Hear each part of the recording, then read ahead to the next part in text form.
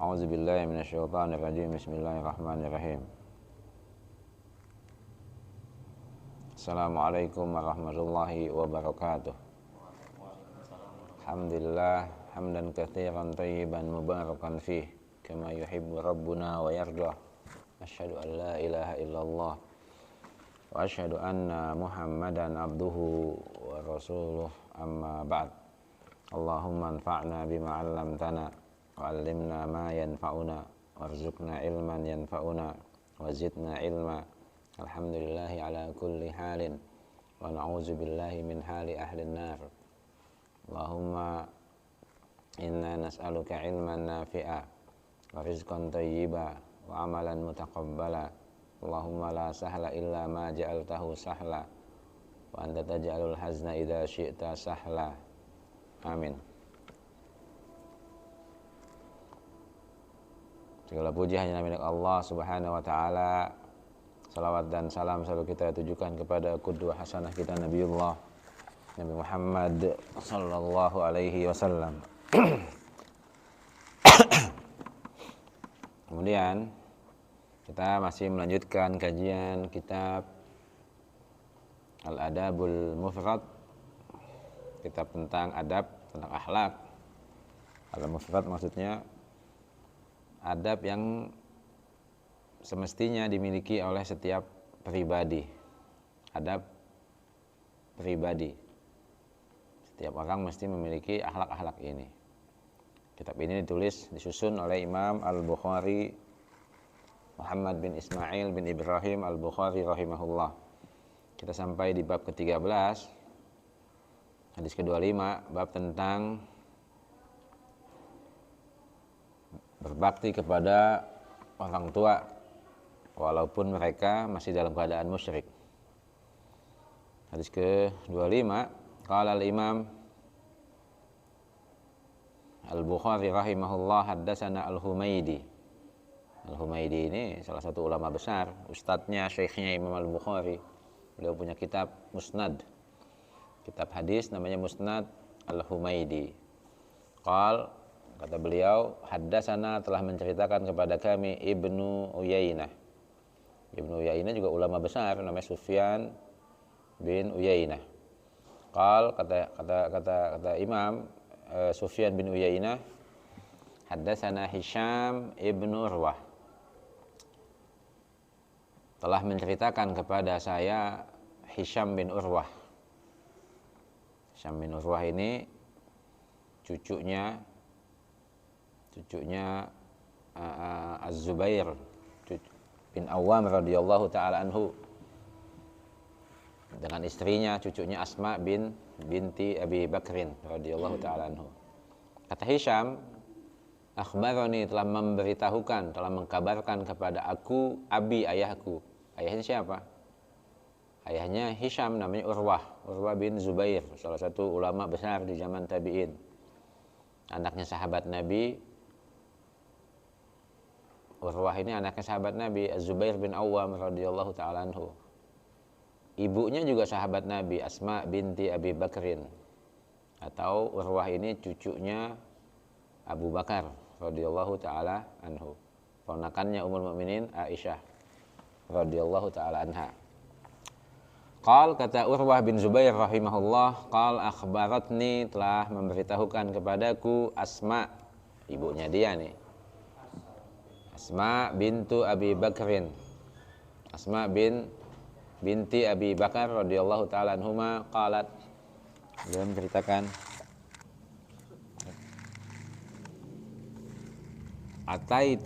atatni, dulu pernah mendatangi aku ummi, ibuku, Raghibah, karena ibu saya kangen dengan saya. Fi ahdin Nabi sallallahu alaihi wasallam, pada zaman Nabi dulu, ibunya belum masuk Islam, ibunya masih dalam keadaan musyrik. Fasa'altu, maka saya nanya an-nabiyya, kepada Nabi sallallahu alaihi wasallam, Rasulullah, ibu saya masih musyrik, dia mengunjungi saya, dia kangen dengan saya. Kata Asma, semoga Allah meridhoinya, asiluha, Apakah saya mesti menyambung hubungan dengannya, menjalin silaturahmi tetap sebagai anak? Apakah saya mesti tetap menjalin hubungan? Kata Nabi Khal menjawab sallallahu alaihi wasallam, "Na'am, iya. Walaupun ibu kamu musyrik, ya kamu tetap mesti berbakti, berbuat baik kepada ibumu." Na'am. Betul ya, tetap. Jadi apalagi ibunya Islam, ini ibunya bukan Islam, musyrik. Kita tetap berbuat baik kepada orang tua kita walaupun mereka bukan Islam. Qala Ibnu Uyainah, Imam Sufyan bin Uyainah, Ibnu Uyainah kemudian melanjutkan, beliau menjelaskan, fa anzalallah, maka Allah menurunkan, ta'ala, Allah Subhanahu wa taala menurunkan fiha, tentang kasus ini. Disebabkan soal Asma binti Abi Bakar ini, turunlah ayat Quran Al-Mumtahanah ayat 8. Kata Allah, a'udzubillahi minasyaitonirrajim, la yanhakumullah, la tidaklah, yanha tidak melarang, kum untuk kalian, Allah tidak melarang kalian, maksudnya untuk berbuat baik, untuk berbakti kepada orang-orang yang beda agama dengan kalian, apalagi mereka orang tua kalian. La yanhakumullahu anil ladzina, Allah Subhanahu wa taala tidak melarang terhadap kalian berbuat baik terhadap alladzina, orang-orang yang lam yuqatilukum fid din, terhadap orang-orang yang tidak memerangi kalian disebabkan agama. Kadang-kadang ada orang beda agama dengan kita, keluarga kita, dia nggak memusuhi Islam, dia tidak memerangi kita, ya dia tetap dengan keyakinannya, kita tetap dengan keyakinan kita, ini nggak masalah. Di Al-Kafirun dijelaskan, lakum dinukum waliyadin, buat kalian agama kalian, orang kafir, buat saya agama saya, nggak ada urusan. Mereka ya kita nggak paksa untuk masuk Islam, dan mereka jangan maksa kita buat ngikutin mereka. Ketika mereka keluarga kita, orang tua kita, kita tetap sebagai anak tetap berbakti kepada orang tua kita. Kemudian hadis yang ke-26. Qala al-Imam Al-Bukhari rahimahullah, haddatsana, telah menceritakan kepada kami Musa. Qala haddatsana Abdul Aziz ibnu Muslim an Abdullah bin Dinar. Kata Abdullah bin Dinar rahimahullah, qal, beliau menceritakan, sami'tu, dulu saya pernah mendengar, Ibnu Umar radhiyallahu taala anhuma. Ibnu Umar maksudnya Abdullah ibnu Umar. Kata muridnya Abdullah bin Dinar, saya pernah mendengar Abdullah bin Umar yaqul, menceritakan, Ra'a Umar radhiyallahu anhu khullatan siyara atubba. Kata Abdullah bin Umar siapa ini? Anaknya Umar. Dia menceritakan tentang ayahnya. Dulu Ra'a Umar pernah melihat ayahnya Umar bin Khattab radhiyallahu anhu, semoga Allah meridainya, hullatan, kain sutra, siyara yang dijual, tuba, ya, sutra yang bagus, pakaian sutra dijual. Faqal, kemudian ayah saya Umar, beliau bilangin Nabi, ya Rasulullah, wahai Rasulullah, ibta hadhi, ini pakaian ini bagus nih, Anda beli yang ini bagus. Nah, ini beliau belum tahu hukumnya. Sahabat juga manusia, kalau belum dikasih tahu nggak tahu. Sama kayak kita dikasih tahu nggak tahu. Sahabat juga manusia, mereka orang-orang yang mulia, tapi kalau belum dikasih tahu, belum punya ilmu, ya nggak tahu. Baju bagus nih, kalau yang bagus yang pakai Nabi nih. Maka beliau radhiyallahu anhu bilangin Nabi, wahai Rasulullah, ibta hazihi, ini beli baju ini bagus nih, gitu, kayak memotivasi. Falbasha, dan nanti Anda pakai yaumal jum'ah, waktu Jumat. waktu Jumat, waktu khutbah Jumat.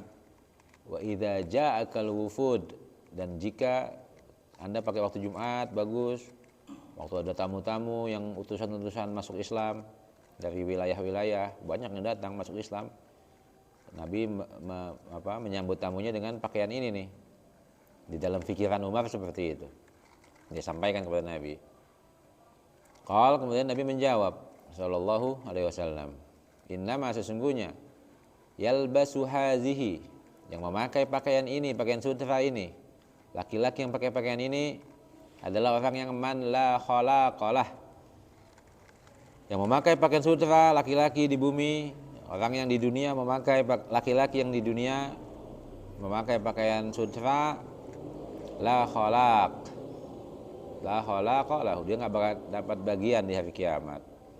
Di hari kiamat dia nggak boleh lagi pakai, atau dia akan dihukum di hari kiamat, karena pakaian sutra nggak boleh buat laki-laki.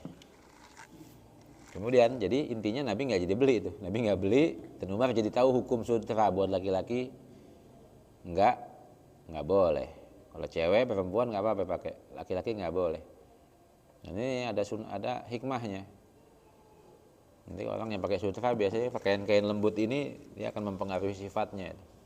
Laki-laki yang pakai kain sutra jadi lembut juga dia, lembut, melambai. Ini kesian. Pakai emas juga, lihat, laki-laki yang pakai emas, lihat. Ini pakaian wanita sutra ini, emas, perhiasan wanita. Wanita halal pakai, laki-laki nggak halal. Kemudian nanti satu saat fa'utiya, maka telah didatangkan kepada Nabi SAW. Nabi dikasih hadiah, maksudnya minha bihulal, beberapa kain sutra. Nabi dikasih hadiah. Nabi dikasih hadiah, nerima apa enggak? Terima. Nabi dikasih hadiah, Nabi ambil. Nabi dikasih hadiah hulal. Hulal itu, kalau hulah satu pakaian sutra. Kalau hulal beberapa pakaian, ada banyak pakaian. Nabi dikasih hadiah pakaian yang dibuat dari kain-kain sutra. Kemudian Nabi dikasih hadiah, Nabi kasih hadiah lagi. Fa'arsala ila Umar. Nabi nggak pakai, Nabi kasih hadiah ke Umar. Bihullah, satu pakaian, satu baju. Salah satunya hadiahnya banyak nih. Di sini nggak disebutin jumlahnya. Pakaiannya bahannya sutra semua. Nabi kirim ke Umar, dikasih hadiah. Ini kasih ke Umar buat hadiah satu. Jadi Nabi dikasih hadiah dan Nabi memberikan hadiah lagi kepada yang lainnya. Maka ketika Umar dikasih, ini Umar buat kamu. Kaifa albasuha wa Rasulullah, bagaimana saya pakai? Waqad qulta, Anda telah kasih tahu dulu fiha, tentangnya, ma qulta, sebagaimana yang Anda katakan, laki-laki nggak boleh pakai di akhirat nanti. Orang yang pakai di dunia nggak boleh pakai di akhirat pakaian sutra, akan diazab di akhirat. Kemudian kata Nabi apa? Nabi jawabnya santai banget. Kemudian Nabi SAW menjawab, ini sesungguhnya saya lam u'tikaha, saya nggak ngasih kamu lital basah supaya kamu pakai. Saya ngasih kamu bukan supaya kamu pakai. Ini unik ya. Yang suruh kamu pakai siapa? Enggak, itu bukan buat dipakai. Walakin, tapi kata Nabi satu, tabi'aha, kamu bisa jual tuh. Sutra jual mahal. Yang pakai siapa? Yang pakai perempuan, dijual sama gitu, jangan laki yang pakai. Au taksuha, atau kamu kasih pakaian buat orang lain, atau kasih pakaian supaya istri yang perempuan, anak perempuan, saudara perempuan, saudari perempuan, orang tua perempuan, nggak apa-apa. Maksudnya gini, ini Nabi kasih hadiah, Rasulullah kok kasih hadiah ini? Anda udah bilang nggak boleh laki pakai, yang suruh kamu pakai siapa? Kata Nabi, itu kamu buat hadiah, pertama kamu bisa jual, kamu dapat faedah. Sutra mahal bukan murah. Kalau kita dikasih, alhamdulillah jual lagi, dapat fulus, kan gampang kan, nggak modal. Yang kedua, au taksuha, kamu pakaikan kepada keluargamu yang perempuan, bukan kamu yang pakai. Ini salah paham, nanti dikasih daster nanti yang pakai. Saat hadiah daster, kita paham, oh ini bukan buat saya, masa ibu-ibu pengajian kasih saya daster, jubah muslimah, buat apaan? Kasih jilbab mau kena, ya alhamdulillah. Terima apa enggak? Ambil. Masa kita nggak punya otak kita pakai, ini nggak benar. Contohnya, contoh ini lucu aja sih. Inilah tiga hal itu bisa saya kasih kamu bukan supaya kamu pakai, bukan. Tapi kamu walakin tabi'ah, kamu jual bisa dapat uang, sutra mahal. Au taksuha, kamu kasih pakaian buat keluarga yang perempuan atau yang lain-lain. Tapi kata Umar, di sini Umar salah, anaknya cerita. Umar tetap menerima hadiah itu, hadiah Nabi. Kemudian dia kirim biha, hadiah ini, sutra ini, pakaian Umar ila akhin lahu, kepada saudara laki-lakinya. Saudara laki-laki berarti abang laki-laki atau adik laki-laki. Min ahli Makkah, dari penduduk Mekah. Ini kirim ke saudara saya, ke abang saya di Mekah, atau ke adik saya yang laki-laki di Mekah. Kasih hadiah. Qabla an yuslim, sebelum dia masuk Islam. Jadi Umar punya adik atau abang, beberapa belum masuk Islam, dikasih hadiah. Orang kafir pakai pakaian sutra boleh gak? Boleh. Dia nggak ada peraturan, kita nggak boleh. Dia pakai emas, ada orang kafir pakai emas, pakai kalung, pakai semaunya mereka itu. Nah di sini menunjukkan bahwa Umar masih menjaga hubungannya dengan kerabatnya walaupun mereka belum masuk Islam. Nggak masalah. Kita kalau masih kasih hadiah saudara kita, ada saudara kita orang kafir kasih emas, kalau kita punya duit ya, kayak kasih bini aja nggak pernah emas ya. Kasih emak nggak pernah kasih ibu. Kalau kita punya saudara, ya atau ada orang yang ibunya belum Islam, dia belikan emas dikasih, nggak apa-apa. Pakaian sutra dikasih hadiah nggak apa-apa. Kalau dia pakai laki-laki ya nggak boleh. Bahwa kita tetap orang Islam, lihat sahabat Nabi tetap menjaga hubungan dengan kerabatnya walaupun mereka beda agama. Atau dengan kebaikan kita orang akan tersentuh. Oh ini saudara saya kok, anak saya, orang tua saya setelah masuk Islam tambah baik gitu ya. Akhirnya mereka apa? Ikut agama kita. Kemudian bab ke-14 tentang tidak boleh larangan an-nahyu anis syatmi walidain. Larangan untuk mencaci kedua orang tua. Hadis ke-27. Qala al-Imam al-Bukhari rahimahullah, haddatsana Muhammad bin Katsir. Kata Imam Bukhari, ustaz saya, syekh saya menceritakan kepada saya, namanya Muhammad, menceritakan kepada kami ustaz saya Muhammad bin Katsir. Kata Muhammad bin Katsir, qala akhbarana Sufyan, telah menceritakan kepada saya Sufyan. Kalau Imam Bukhari disebut nama Sufyan berarti Sufyan As-Sawri. Kalau Sufyan satu lagi disebut namanya Ibnu Uyainah. Itu gayanya Imam Bukhari dalam membedakan dua ulama besar namanya Sufyan. Zaman dulu ada dua ulama. Satu ulama hadis besar namanya Sufyan bin Uyainah, satu ulama fikih namanya Sufyan As-Sawri. Dan As-Sawri ini bukan ulama biasa. Beliau salah satu pemilik mazhab. Kurang lebih ada 12 mazhab. Kita tahunya 4 ya. Mazhab salah satunya ada As-Sawri, mazhab lain ada Al-Auza'i 6 itu. Ada Al-Laitsi 7 itu. Ada macam-macam. Jadi salah satu kakek guru beliau namanya Sufyan As-Sawri. Qala haddatsani Sa'd bin Ibrahim. Telah menceritakan kepadaku, kata Sufyan, Sa'ad bin Ibrahim an Humaid ibn Abdurrahman an Abdullah bin Amr ibn al-As radhiyallahu ta'ala anhuma, dari Abdullah anaknya Amr bin As, semoga Allah meridainya, dan ayahnya. Qal, dia menceritakan, qala Nabi sallallahu alaihi wasallam, telah bersabda Nabi sallallahu alaihi wasallam, minal kabair, termasuk dosa besar, an yashtimar rajul, an jika yashtim mencela ar-rajul seseorang walidayhi. Termasuk dosa besar seorang anak mencaci maki, mencela kedua orang tuanya. Faqalu, sahabat-sahabat kaget. Zaman dulu mereka nggak biasa tuh ngelawan sama orang tua. Kaifa yashtim? Wahai Rasulullah, bagaimana ada orang yang mencaci, memaki kedua orang tuanya? Qal yashtimur rajul.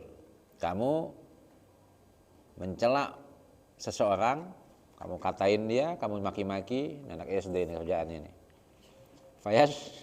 fayashtumu abahu. Kamu nyela dia, nyela bapaknya. Wa ummahu, nyela ibunya.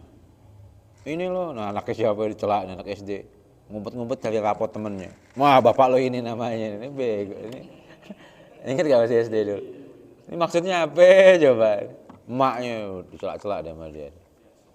Nah, ini dosa besar sebenarnya. Hah? Jason pernah? Iya, dosa besar ini. Seperti mencaci maki orang tua. Ya, untungnya anak-anak kecil belum dosa, tapi untungnya kalau udah gede dosa besar itu. Ya dosa gitu. Nyela bapaknya orang, bisa berantem ini. Pertama dosa besar, yang kedua menimbulkan permusuhan. Ini nggak ada bagusnya ini. Dan itu seperti seolah-olah kita nyela bapak kita. Bapak kita nggak ada nyela ibu kita. Kita nyela bapaknya orang, dia nyela bapak kita, sama itu. Seperti kita menyela orang tua kita sendiri. Dan ini bukan dosa biasa.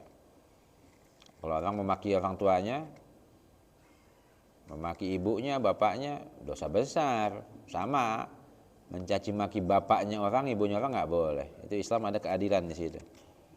Nggak punya akhlak, nggak punya adab. Hadis yang 28 bawahnya.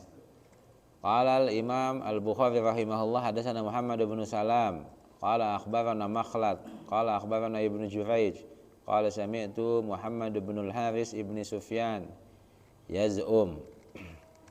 Jadi mendengar Muhammad bin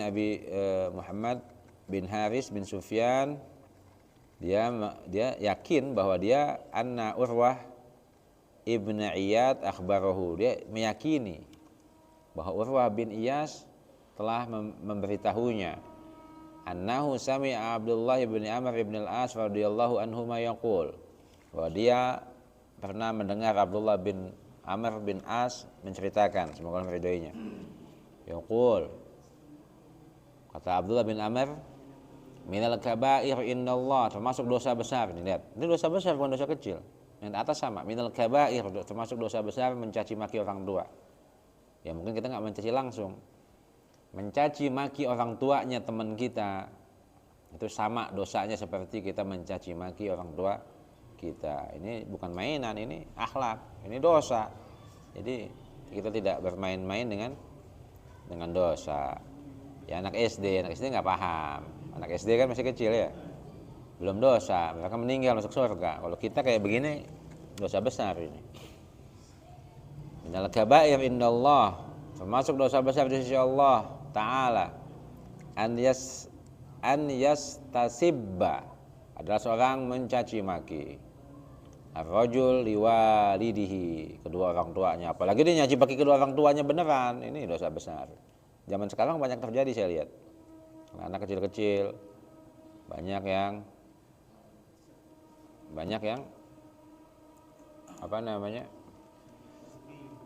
mencaci maki orang tuanya, ngomel-ngomelin ibu bapaknya. Ini nggak benar, ini bukan akhlak seorang muslim. Dan ini bukan biasa, ini al-kabair, termasuk dosa yang kedua setelah syirik.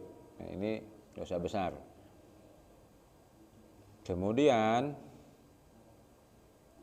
yang ke-15, ini bahaya atau siksaan karena hukuk al-walidain, siksa atau hukuman, azab, hukuman ya di dunia maupun di akhirat terhadap orang yang durhaka sama orang tuanya. Saya langsung baca di ujungnya, An Abi Bakrah, langsung sahabat Nabi, semoga Allah meridainya, Abu Bakrah namanya.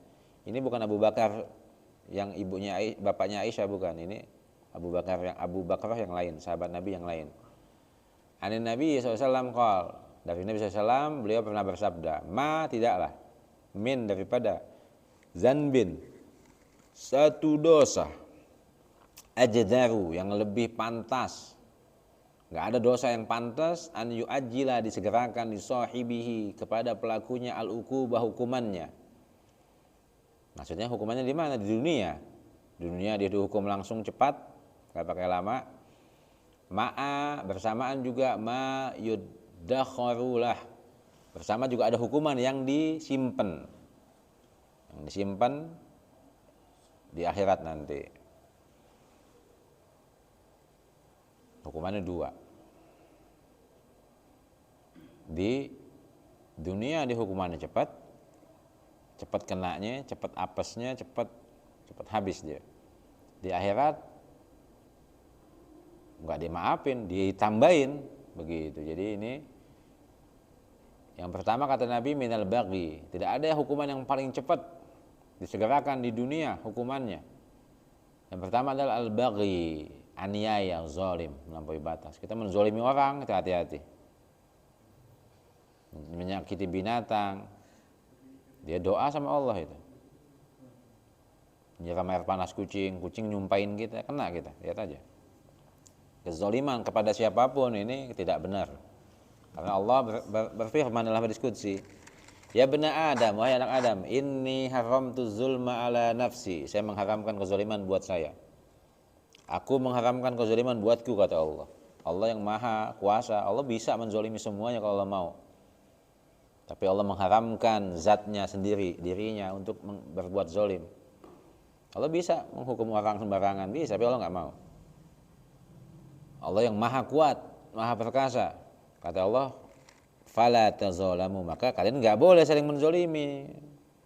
Apalagi kita, Allah ciptain, nggak boleh saling menzalimi. Makanya kezaliman ini hukumannya cepat. Dan bahkan kata Nabi SAW di hadis lain, wattaqi da'watal mazlum, hati-hati oleh kamu, doanya orang yang dizalimi cepat dia makbul. Pertama. Yang kedua, waqati'atir rahim, dosa orang yang memutuskan rahim, hubungan rahim, hubungan keluarga, adik, kakak, orang tua nomor satu. Tadi ketika kita menzolimi orang lain itu dosa besar. Saudara kita, teman kita, binatang. Kalau menzolimi orang tua gimana? Nomor satu, ya. Yang kedua, memutus silaturahmi. Kita memutus silaturahmi dengan saudara kita, bibi, paman, semuanya saudara, sepupu. Kalau dengan orang tua gimana? Nomor satu. Ini kalau dua hal ini dinisbahkan kepada orang tua, maka dosanya lebih besar.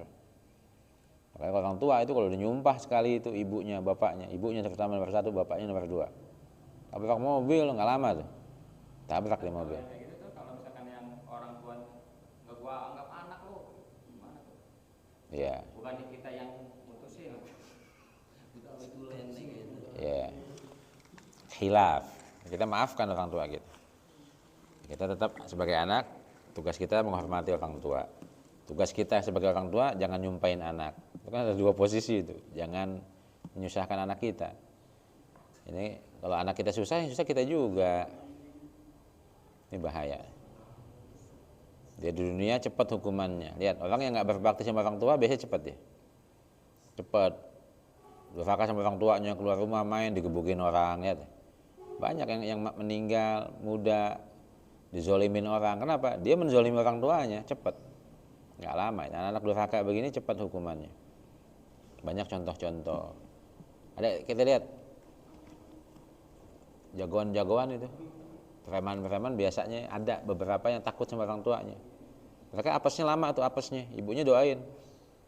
Buat orang jahat, enggak anak gue baik, kata emaknya bilang, oh tuh takut, ya, preman-preman takut sama emaknya, sama orang dia galak, sama zolim, sama ibunya takut. Ya, itu salah satu, kebanyakan orang juga paham ya.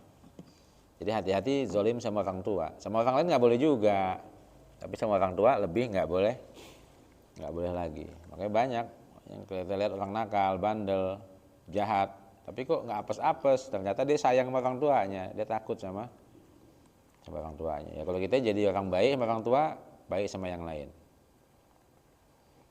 Ke selanjutnya 30. Nah ini ala kulli hal, ini kita baca juga. Sebagian ada yang mendoifkan hadis ini, tapi di hadis lain juga ini banyak bahwa tiga hal ini, bahwa ini hadis sahih juga ada.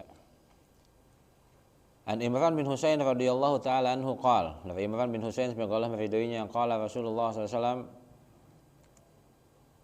bahwa Rasulullah SAW pernah bersabda, ma taqulun, apa pendapat kalian fi zina, tentang zina. Zina itu apa? Pendapat kalian bagus apa enggak, dosa apa enggak?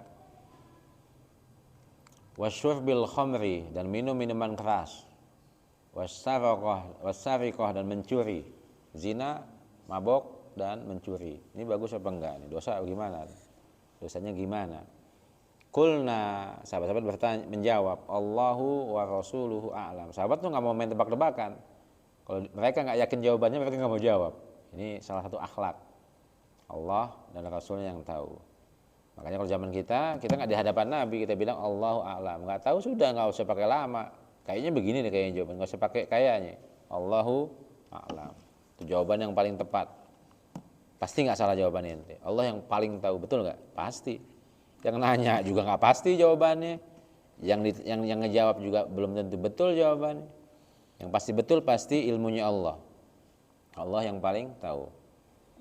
Qala Nabi SAW menjawab, hunna, ketiganya ini, zina, mabok, dan maling, al-fawahish, adalah perbuatan keji, wa fihinnal uqubah, dan semuanya pasti akan dihukum, semuanya punya hukuman. Kemudian kata Nabi SAW, ala, maukah kalian, unabbi'ukum, aku kasih tahu kepada kalian, aku kabarkan, bi akbaril kabair, dosa-dosa yang paling besar. 1, asyirku billahi ta'ala, mensekutukan Allah subhanahu wa ta'ala. Nomor 1 ini. Wa uquq alwalidain. Yang kedua apa? Durhaka sama orang tua. Nabi tadi duduknya masih senderan kayak gini. Kemudian Nabi bangun. Wa kana muttaqian. Nabi tadi masih senderan. Fahtafaza. Nabi bangkit, tegak. Qala wazzur, dan dusta. Az-zur itu bahasa lainnya wa qaulaz zur. Di hadis yang lain, sumpah palsu. Sumpah palsu apa? Sumpah palsu ada orang bilang gini, kata mereka, Nabi Isa anak Allah. Ini hati-hati, dosa besar. Qaulaz zur itu sumpah palsu. Bahkan langit ini ingin menghantam itu, ingin mengeluarkan kilatnya untuk hampir saja pecah mendengar anda'a lirrahmani walada. Takadus samawati yatafattarna, hampir-hampir langit yatafattarna, mengeluarkan petirnya, pecah. Anda'a lirrahmani walada, dalam surah Maryam insyaallah itu. Ketika ada orang yang bilang, bersaksi bahwa Allah punya anak. Bulan Desember itu kita suka ngomong, selamat ya hari lahir Tuhan ya gitu. Ini dosa besar, bukan dosa biasa, ngomongnya enteng di mulut, dosanya besar. Ini sumpah palsu, persaksian palsu. Ngomongnya enteng nggak boleh. Kita bertahun-tahun baca itu, salah satu hafalan utama kita. A'udzubillahi minasyaitonirrajim. Bismillahirrahmanirrahim. Qul, katakan, huwallahu ahad. Dialah Allah yang satu. Allahus samad, Allah tempat bergantung. Lam yalid wa lam yulad. Allah tidak beranak, tidak punya anak. Allah tidak punya orang tua. Walam yakul lahu kufuwan ahad. Allah enggak ada yang seperti Allah, satu pun enggak ada. Semua makhluk, Allah satu-satunya yang khalik, pencipta. Salah satu sumpah palsu, ucapan dusta yang paling dusta adalah bahwa ada Tuhan lain selain Allah. Ini kedustaan yang paling dusta. Ada Allah punya anak. Ini kedustaan yang paling dusta. Semua hal yang mencacat nama baik Allah ini adalah kebohongan yang paling bohong, kedustaan yang paling dusta. Ada nanti sumpah-sumpah palsu yang kecil-kecil itu ada, ya dosa besar juga, tapi di bawah itu. Bersaksi buat membela penjahat, masalah tanah, oh ini tanahnya dia, ini begini, ini saksi palsu, dibayar. Tapi saksi palsu yang paling palsu adalah yang mencacat ketuhanan Allah Subhanahu wa ta'ala. Kemudian bab selanjutnya, ini bagian dari akhlak tercela, 16. Membuat bukaul walidain, tangisan orang tua. Tangisan orang tua, kalau nangis gimana? Baik, antoi salah. Dari toi salah, annahu sami'a bin Umar, bahwasanya beliau mendengar Abdullah bin Umar, semoga Allah meridhoinya, yaqul, pernah berkata, bukaul walidain, tangisan kedua orang tua, minal uquq, disebabkan kedurhakaan anak-anaknya, Dia wal kabair, dia termasuk minal kabair, adalah dosa yang salah satu dosa-dosa yang paling besar. Orang tua kalau nangis karena anaknya bandel, durhaka, anaknya dosa besar. Ya, orang tua nangis nggak mesti. Orang tua kita bayarin umroh haji, dia nangis. Lu nangis bahagia, itu nggak apa-apa.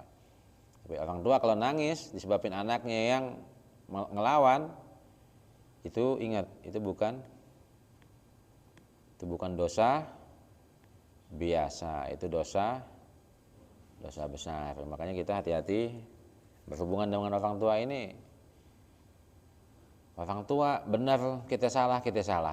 Orang tua salah, kita benar, kita nyalahin orang tua, kita salah. Jadi orang tua ini bahaya. Mereka melakukan kesalahan, mereka manusia. Kalau kita lawan, kita tetap salah. Jadi hati-hati, ini salah satu pembahasan utama di kitab akhlak ini. Setelah pembahasan tauhid, kita berbakti sama orang tua. Ini dari 1 sampai 32 ini hadisnya masih seputar ini aja nih. Hubungan dengan orang tua, hukuman langsungnya, nangisin orang tua itu gimana, dan seterusnya. Baik. Kemudian bab doa kedua orang tua. Ini mahal doa mereka ini. Kalau punya orang tua, bikin mereka doain kita terus. Gimana caranya? Senengin. Iya, berbakti, kasih hadiah melulu, beliin macam-macam makanan, buah-buahan, beliin gelang emas, kalung, cincin emas, girang orang tua. Doain mulu. Lo pokoknya anak gue yang paling baik deh, gue doain deh. Udah, ini cakep. Tuh niatnya begitu sih. Kasih udah selesai, Allah ganti. Banyak Allah ganti itu. Kalau kita kasih yang lain, balikin lama. Kalau orang tua Allah kasih cepat. Buktikan, ini ada kebaikan, keberkahan ketika kita berbuat baik sama orang tua. Mereka kalau udah nangis, terharu, bahagia, anak-anaknya baik-baik, dia akan ucapin sesuatu itu, belum doa itu. Makbul, apalagi mereka mendoakan.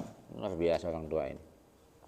Jadi lihat, orang-orang sukses kebanyakan mereka orang yang baik sama orang tuanya. Jalannya gampang nih kayaknya deh. Nggak punya duit ini, tahu-tahu banyak dapat kemudahan-kemudahan. Nggak punya modal, otak kurang pintar, ada jalannya itu. Orang-orang yang berbakti sama orang tua saya lihat kebanyakan mereka sukses. Ada orang pintar, sekolahnya tinggi, nggak berbakti sama orang tua, hidupnya susah aja. Susah, sempit, bingung, banyak masalah. Ini karena mereka nggak baik sama orang tuanya. Maka Allah tidak memperbaiki kehidupan dunianya. Di sini hadis Abu Hurairah radhiyallahu taala anhu yaqul, beliau menceritakan qala an-nabiy sallallahu alaihi wasallam. Yang pertama, salasu, ada 3 da'awat, 3 doa mustajabat yang dijawab oleh Allah, yang mustajab. Lahunna la syakka fihinna, enggak diragukan lagi, ini 3 doa ini atau 3 orang yang berdoa ini tidak diragukan mereka pasti makbul, cepat. 1, dakwatul mazlum, doa orang yang dizolimi. Kalau kita dizolimi orang, ditipu, doa sama Allah. Jangan nyumpain dia capek. Doa buat kita ya, buat kebaikan kita, iman Islam kita, kemudahan hidup kita di dunia, di akhirat, macam-macam. Kalau kita fokusnya dendam, doain nyumpain orang, doa makbul. Nanti dianya susah yang kita sumpahin, kita tetap susah juga. Impas ya. Ini kan sayang. Itu doa orang dizolimi itu makbul. 1. Yang kedua, doa musafir. Kita dalam keluar kota, naik gunung, orang lupa tuh moto-moto, lu bukan doa. Doa. Lagi piknik, lagi jalan, perjalanan biasa, keluar kota, apalagi waktu ibadah, waktu haji, waktu umroh. Saya dulu pernah berapa tahun yang udah lama, punya hutang banyak puluhan juta, hampir 50-an.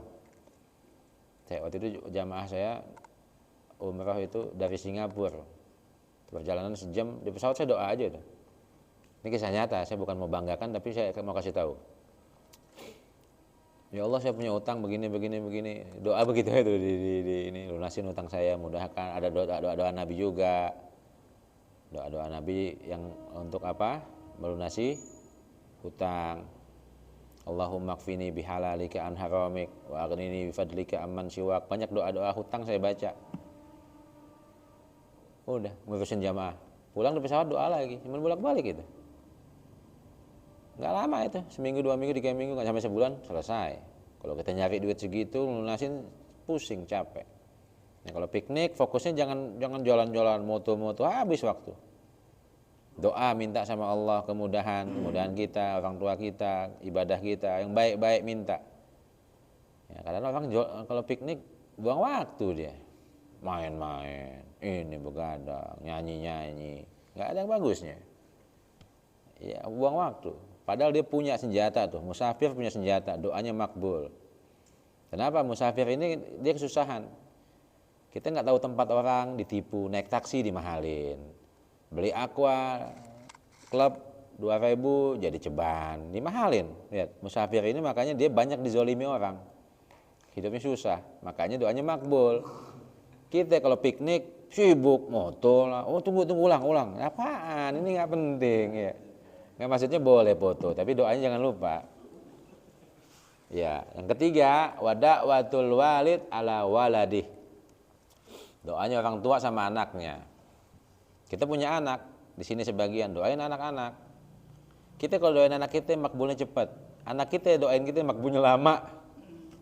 Mendingan mana? Mendingan kita doain dia.